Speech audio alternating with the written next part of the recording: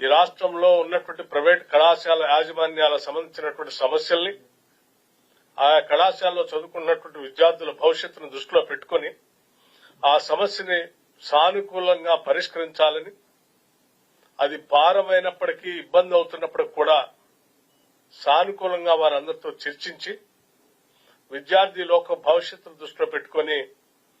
వారి fee reimbursement సంబంధించినటువంటి ఏదైతే టోకెన్లు ఉన్నాయో ఆ టోకెన్లకు సంబంధించినటువంటి వరకు దాదాపు 600 కోట్ల రూపాయల వరకు త్వరితగతిన ఆ నిధుల్ని విడుదల చేయాలని, ఆ తర్వాత భవిష్యత్తులో కూడా మిగతా పెండింగ్ ఉన్నటువంటి వాటిని కూడా ప్రతి నెల ఎంతో కొంత స్ట్రీమ్ లైన్ చేయాలనేటువంటి ఆలోచనతోనే ఈనాడు ఈ రాష్ట్ర ప్రభుత్వం మంత్రివర్గ సభ్యులు, సహచరులు, ముఖ్యమంత్రి గారు అందరూ కూడా ఆలోచన చేసి ఈ నిర్ణయం చేసి ఈరోజు యాజమాన్యాలకు సంబంధించినటువంటి సంఘాలతో అట్లాగే ఈరోజు సుదీర్ఘంగా నిన్న ఈరోజు చర్చించడం జరిగింది. వారు కూడా సానుకూలంగా స్పందించి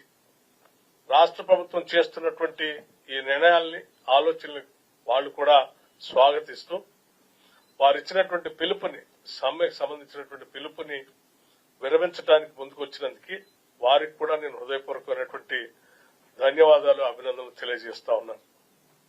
భవిష్యత్తులో ఈ రాష్ట్రం